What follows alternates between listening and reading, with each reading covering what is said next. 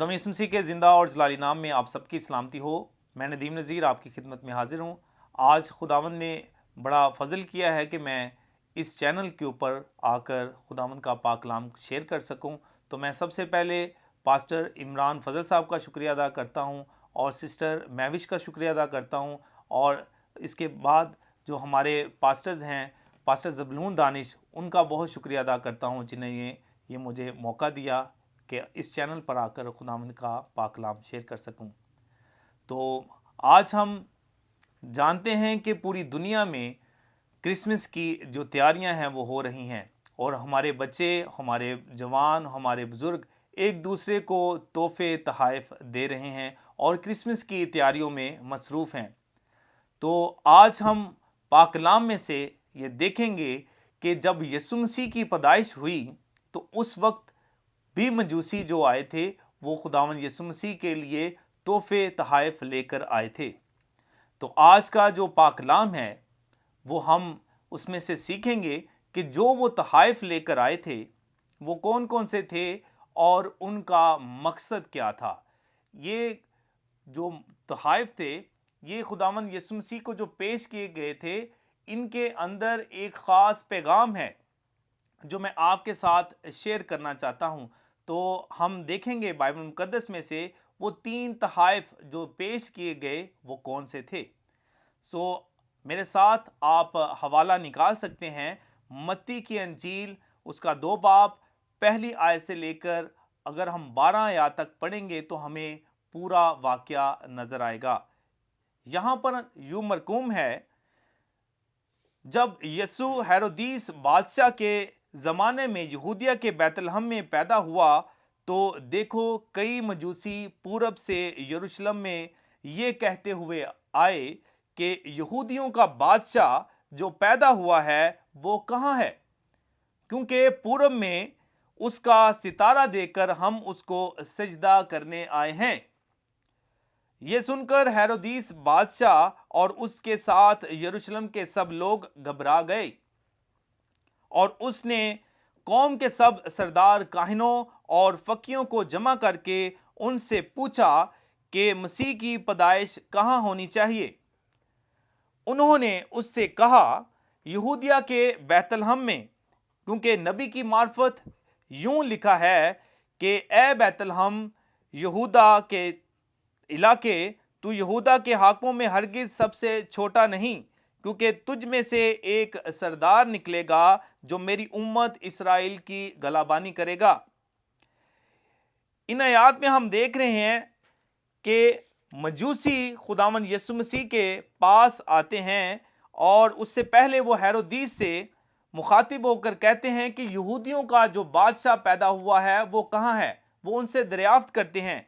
तो जब हम इसकी 10वीं आयत में जाते हैं तो वो लिखा है कि वो सितारे को देखकर नहायत खुश हुए और उस घर में पहुंचकर बच्चे को उसकी मां मरियम के पास देखा और उसके आगे गिरकर सजदा किया और अपने डब्बे खोलकर सोना और लुबान और मुर उसको नजर किया।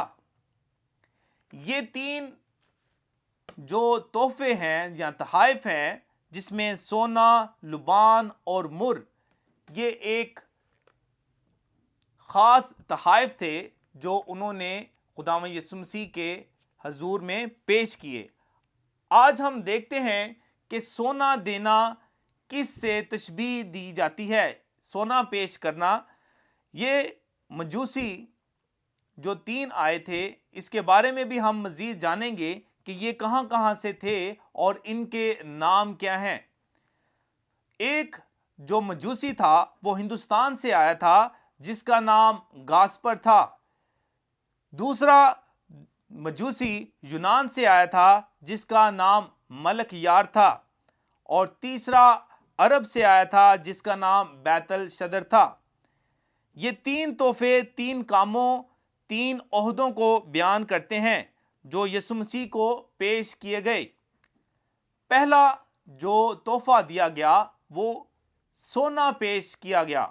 तो सोने के बारे में हम जानते हैं या देखते हैं कि सोना जब बादशाह किसी جو بادشاہ مقرر کیا جاتا ہے یا بادشاہ ہوتا ہے تو بہت سے جو لوگ ہیں جو بادشاہ کو بھی تحائف دیتے ہیں، یا جو لوگ بادشاہ کی خدمت میں تحفہ پیش کرتے ہیں وہ سونا پیش کیا جاتا ہے۔ تو سونا پیش کرنا اس کا مطلب ہے کہ مسیح کو بادشاہ مان لیا تھا، مجوسیوں نے یسوع مسیح کو بادشاہ مان لیا تھا اور ان کو سونا پیش کیا۔ تو یقیناً خداوند یسوع مسیح بادشاہ ہے۔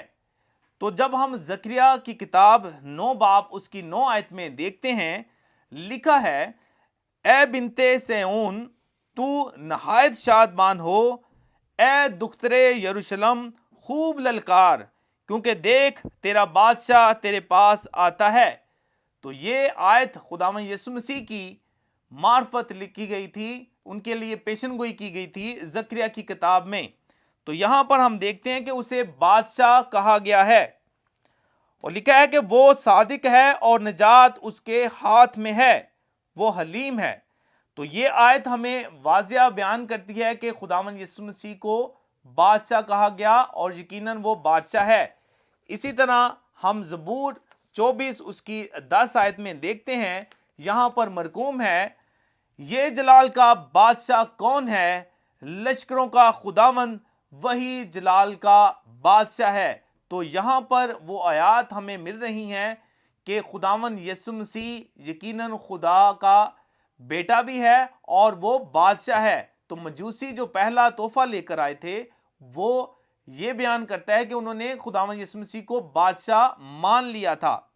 اگر ہم مکاشفہ 19 باب اس کی 16 آیت میں دیکھتے ہیں، وہاں پر یوں مرقوم ہے، اور اس کی پوشاک اور ران پر یہ لکھا ہوا ہے، بادشاہوں کا بادشاہ اور خداوندوں کا خداوند۔ تو یہاں پر یہ آیات بھی ہمیں ملتی ہیں کہ وہ بادشاہوں کا بادشاہ اور خداوندوں کا خداوند ہے۔ تو یقیناً مجوسیوں نے اسے خداوند مانا بھی تھا اور بادشاہ مانا تھا، کیونکہ وہ بادشاہوں کا بادشاہ ہے۔ ایک اور حوالہ ہمیں ملتا ہے، مکاشفہ 17 باب اس کی 14 آیت میں مرقوم ہے، وہ برا سے لڑیں گے اور برا ان پر غالب آئے گا، کیونکہ وہ خداوندوں کا خداوند اور بادشاہوں کا بادشاہ ہے۔ تو ان آیات سے ہمیں پتہ چلا کہ جو مجوسیوں نے سونا پیش کیا انہوں نے خداوند یسوع مسیح کو بادشاہ مان لیا۔ دوسرا گفٹ جو پیش کیا گیا وہ ہے لبان۔ لبان پیش کرنے کا مطلب کہ انہوں نے مسیح کو اپنا سردار کاہن مان لیا۔ یہ لبان جو ہے یہ سردار کاہن کو پیش کیا جاتا ہے، اور یہ جتنی بھی عبادات ہوتی ہیں یا روحانی عبادات ہوتی ہیں اس میں یہ لبان پیش کیا جاتا ہے۔ تو اگر ہم قاموس الکتاب میں لبان کے بارے میں جانتے ہیں، دیکھتے ہیں، وہاں پر جو مرقوم ہے، لبان عبرانی لفظ لبونا سے نکلا ہے۔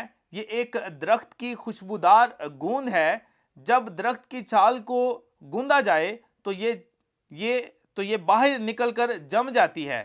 یہ اس پوشاک بخور کا ایک جز تھا جو خیمہ اجتماع میں استعمال کی جاتی تھی، اور جس کے بنانے کی ترکیب خدا نے موسیٰ کو بتائی تھی۔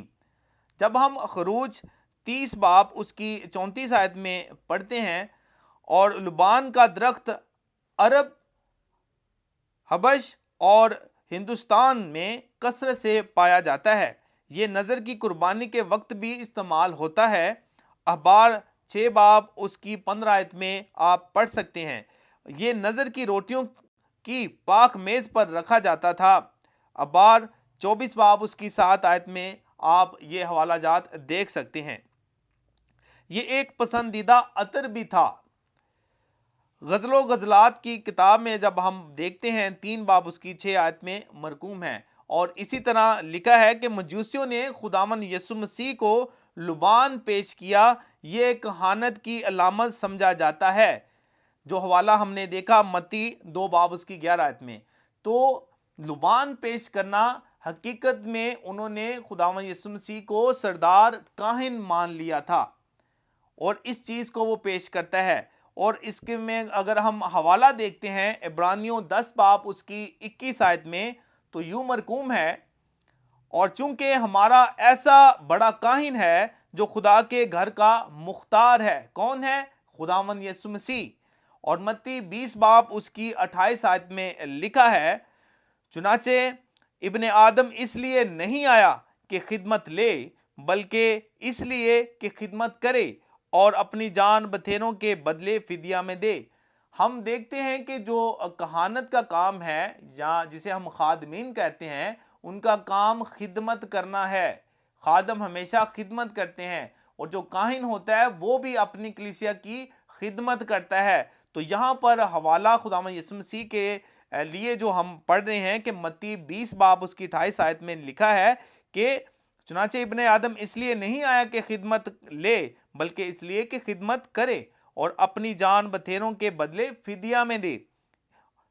اور اسی طرح ہم یوحنا 13 باب اس کی 4 اور 5 آیت میں دیکھتے ہیں، یہاں پر مرقوم ہے، دسترخوان سے وہ اٹھ کر کپڑے اتارے اور رومال لے کر اپنی کمر پر باندھا، اس کے بعد برتن میں پانی ڈال کر شاگردوں کے پاؤں دھونے، جو رومال کمر میں بندھا ہوا تھا اس سے پوچھنے شروع کیے۔ یہ خداوند یسوع مسیح کی اس خدمت کے بارے میں بتایا جا رہا ہے کہ جب خداوند یسوع مسیح نے اپنے شاگردوں کے پاؤں دھوئے تھے، اور یہ سب سے بڑی مثال انہوں نے پیش کی تھی کہ جو کوئی بڑا بننا چاہتا ہے وہ اپنے آپ کو چھوٹا بنائے اور خادم کی صورت اختیار کرے۔ تو خداوند یسوع مسیح نے تمام انسانوں کو یہ درس دیا ہے کہ خدمت کا کام کس طریقے سے ہم کر سکتے ہیں ایک خادم بن کر۔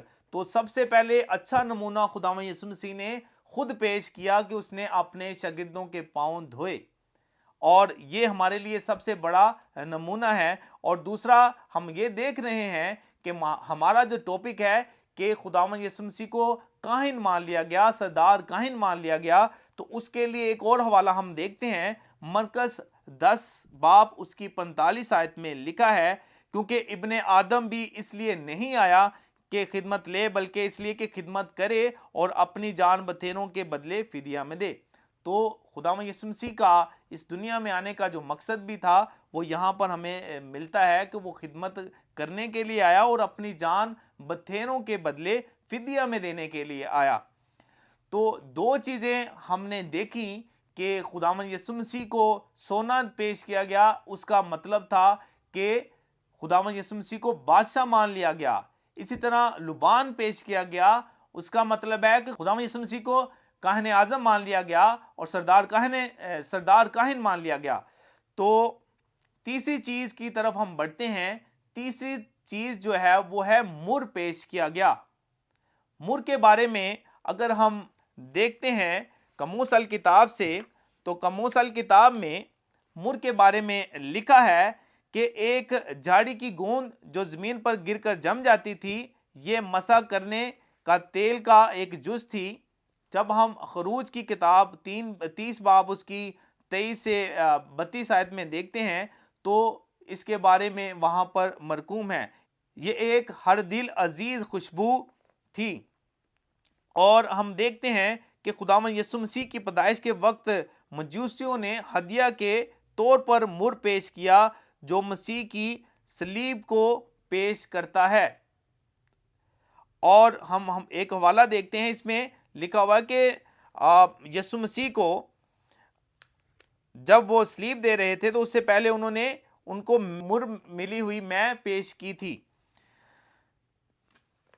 اس کے علاوہ یسوع مسیح کے دفن ہونے کے بارے میں بھی یہ حوالہ پیش کرتا ہے کہ مر پیش کرنا خداوند یسوع مسیح کی موت کا اشارہ پیش کرتا ہے، کہ جب خداوند یسوع مسیح اپنی انسانی زندگی گزاریں گے تو انہوں نے یہ ایک بڑا جو دکھ آئے گا انہوں نے وہ اس کو برداشت کرنا ہے۔ تو مجوسیوں کا جو تیسرا تحفہ وہ یہی تھا کہ مر پیش کیا کہ وہ خداوند یسوع مسیح جو ہیں وہ اپنے لوگوں کے لیے اپنی جان کا فدیہ دیں گے اور ان کے لیے صلیب پر اپنی جان دیں گے۔ تو اس کے لیے ہم حوالہ دیکھتے ہیں، یسایہ 53 باب اس کی 8 اور 9 آیت میں یوں مرقوم ہے، یہ ایک پیشن گوئی ہے جو 750 سال پہلے یسایہ نبی نے پیش کی اور ہم دیکھتے ہیں کہ وہ پوری کس طرح ہوئی۔ یسایہ 53 باب اس کی 8 اور 9 آیت میں یوں مرقوم ہے، وہ ظلم کر کے اور فتویٰ لگا کر اسے لے گئے، پر اس کے زمانہ کے لوگوں میں سے کس نے خیال کیا کہ وہ زندوں کی زمین سے کاٹ ڈالا گیا؟ میرے لوگوں کے سبب اس پر مار پڑی، اس کی قبر شریروں کے درمیان ٹھہرائی گئی، اور وہ اپنی موت میں دولت مندوں کے ساتھ موا، حالانکہ وہ اس نے کسی طرح کا ظلم نہ کیا اور اس کے منہ میں ہرگز چھل نہ تھا۔ یہ 750 سال پہلے یسایہ نبی کی معرفت پیشن گوئی جو بیان کی گئی تھی، ہم دیکھتے ہیں کہ وہ خداوند یسوع مسیح پر پوری ہوتی ہے، اور مر پیش کرنا اس بات کی علامت تھی کہ خداوند یسوع مسیح اپنی جان دیں گے۔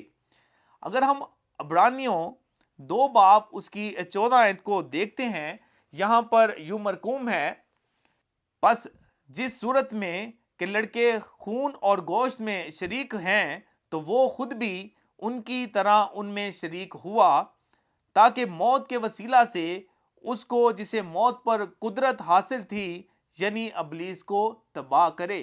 تو ہم یہ پیشن گوئی دیکھ رہے ہیں کہ پس جس صورت میں لڑکے خون اور گوشت میں شریک ہوتے ہیں تو وہ خود بھی ان کی طرح ان میں شریک ہوا، یعنی کہ وہ انسان بنا اور اس نے بدن اختیار کیا اور ہمارے لیے اس نے اپنی جان کا کفارہ دیا۔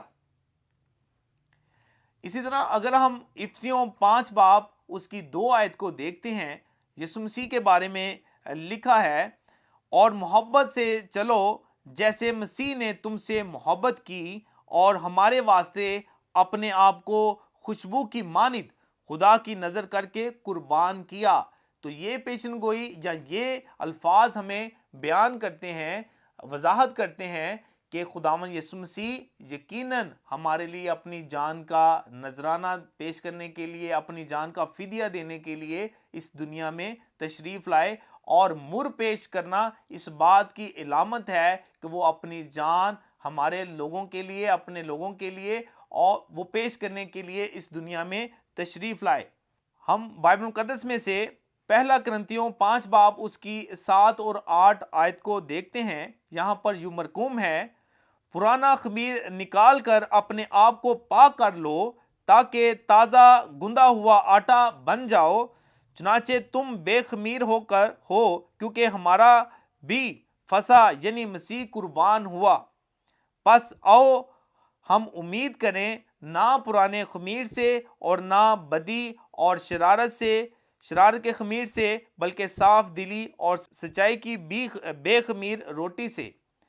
یہاں پر ہمیں اس آیت سے یہ ملتا ہے کہ خداوند یسوع مسیح جو اپنی جان کا فدیہ دیا، اس نے اپنی جان کا فدیہ دیا اور ہمیں بچایا، اور ہمارے لیے یہ حکم ملتا ہے کہ ہمیں اپنے آپ کو بدلنا چاہیے۔ لکھا ہے کہ پرانا خمیر نکال کر اپنے آپ کو پاک کر لو۔ تو یہاں پر ہمیں جو پیغام ملتا ہے کہ ہمیں اپنے آپ کو بدلنے کی ضرورت ہے۔ یہ 3 تحائف جو میں نے بیان کیے بائبل مقدس کی روشنی میں، یہ 3 تحائف 3 خدمت کو ظاہر کرتی ہیں، 3 کاموں کو ظاہر کرتی ہیں۔ پہلا، سونا پیش کرنا، خداوند یسوع مسیح کو بادشاہ مان لینا۔ دوسرا، لبان پیش کرنا کہ اس کو سردار کاہن مان لینا۔ اور تیسرا، مر پیش کرنا، اس بات کی علامت تھی کہ خداوند یسوع مسیح اپنی جان کا فدیہ دیں گے۔ یہ 3 تحفے تو مجوسیوں نے پیش کیے۔ آج اگر خداوند ہم سے تقاضا کرتا ہے یا ہمیں خداوند یسوع مسیح کے حضور جو تحفہ پیش کرنا ہے وہ کون سا ہے، تو ہمیں اپنے آپ پر غور کرنے کی ضرورت ہے۔ کیا آپ لوگوں نے تیاری کی کہ خداوند یسوع مسیح کو کون سا تحفہ دینا ہے؟ کیا اپنے آپ پر غور کیا کہ ہم نے کون سا تحفہ خداوند یسوع مسیح کے لیے رکھا ہے؟ آج ہمیں اپنے اس تحفے کو جو ہم نے خداوند یسوع مسیح کے حضور میں پیش کرنا ہے، اسے سوچنے کی ضرورت ہے، اسے جاننے کی ضرورت ہے۔ اگر وہ ہم سے کچھ تقاضا کرتا ہے تو ہمیں اس پر غور و فکر کرنے کی ضرورت ہے کہ ہم کیا ریڈی ہیں اس تحفے کے لیے جو ہم سے مانگتا ہے۔ تو آج ہم بائبل مقدس کی روشنی میں ہی دیکھتے ہیں کہ خداوند یسوع مسیح جو چاہتا ہے، اور خدا جو چاہتا ہے کہ ہمیں وہ تحفہ دینا چاہیے، اور خدا خود تقاضا کرتا ہے کہ وہ مجھے تحفہ دے۔ تو جب ہم بائبل مقدس میں سے دیکھتے ہیں مثال 23 باب اس کی 26 آیت میں، تو لکھا ہے، اے میرے بیٹے اپنا دل مجھ کو دے اور میری راہوں سے تیری آنکھیں خوش ہوں۔ یہ وہ گفٹ ہے جو خدا ہر انسان سے، ہر اپنے اس خادموں سے، اپنے ان لوگوں سے تقاضا کرتا ہے کہ اپنا دل مجھے دے دے۔ تو خداوند ہم سے ہمارا دل مانگتا ہے۔ اگر ہمارا دل جو نفرتوں سے اور بغض سے بھرا ہوگا، کیا وہ ہمارا دل قبول کرے گا؟ ہرگز نہیں۔ اگر ہم خداوند یسوع مسیح کو وہ تحفہ دینا چاہتے ہیں کہ وہ اگر ہمارا دل چاہتا ہے اور وہ کہتا ہے کہ اپنا دل مجھے دے دے، تو یقیناً ہمیں پہلے اپنے دل کو پاک اور صاف کرنا ہوگا، اور ہمیں وہ اپنا دل اس کے حضور میں پیش کرنا ہوگا۔ کہ ہم اپنا دل کس طریقے سے پیش کر سکتے ہیں؟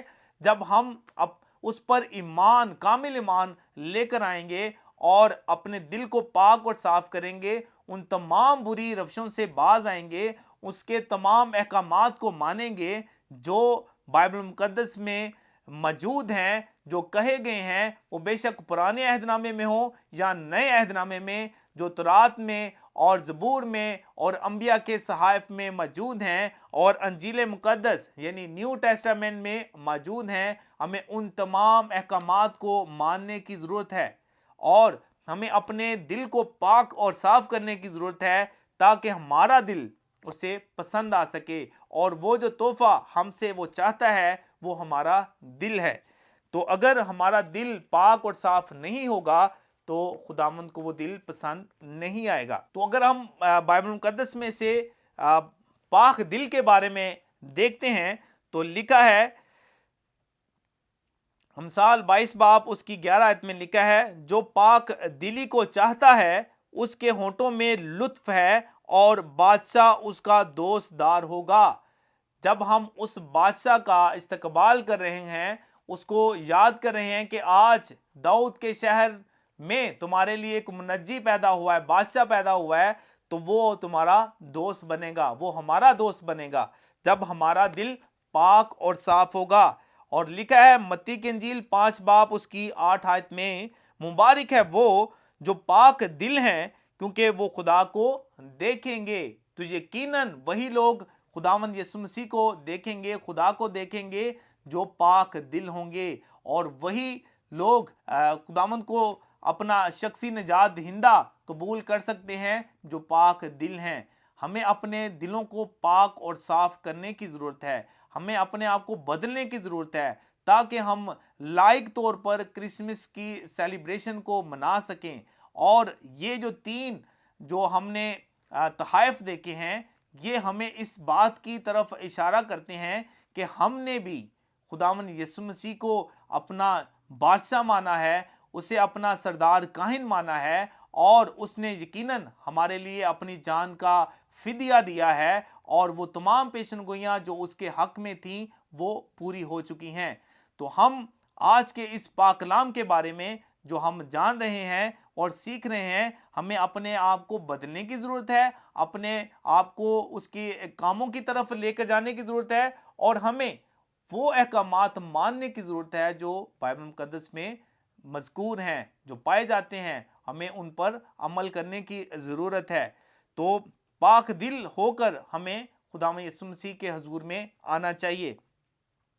اور ایک حوالہ ایوب کی کتاب 8 باب اس کی 16 آیت میں لکھا ہے، اگر تو پاک دل اور راست باز ہوتا تو وہ ضرور اب تیرے لیے بیدار ہو جاتا اور تیری راست بازی کے مسکن کو برومند کرتا۔ یقیناً پاک دل ہونا بہت ضروری ہے۔ تو آج کا یہ پیغام جو خداوند یسوع مسیح نے اپنے لوگوں کے وسیلہ سے اور اس چینل کے وسیلہ سے جو ہمیں موقع دیا کہ ہم بیان کر سکیں، ہمارے لیے ایک پیغام لے کر آیا ہے کہ ہمیں خداوند یسوع مسیح کو جو تحفہ پیش کرنا ہے وہ ہمارا دل ہے، ہمارا اپنا آپ ہے۔ جب ہم اسے اپنا آپ دے دیں گے، وہ یقیناً ہمیں بہت جو ہے وہ سرفراز کرے گا، ہماری تمام ان خطاؤں کو مٹا ڈالے گا اور ہمیں اپنے فرزند بننے کا حق بخشے گا۔ اور یہ کلام جو آج کا کرسمس کے حوالے سے ہے تو یہی پیغام ہے کہ ہم اپنے ارد گرد اپنے ان تمام رشتہ داروں، عزیز و اقارب کو بتائیں کہ خداوند یسوع مسیح نے جو ہمارے لیے ہمارا فرض ہے تحفہ خداوند یسوع مسیح کو پیش کرنا، وہ یہی ہے کہ اپنے آپ کو بدلنا اور خداوند کے حضور میں اپنا دل پیش کرنا، اپنے آپ کو خداوند کے حضور میں لے آئیں تاکہ آپ کامل طور پر خداوند کے پاک بیٹے اور بیٹیاں ٹھہر سکیں۔ تو خداوند اس کلام کے وسیلہ سے ہم سب کو بہت برکت بخشے، آمین۔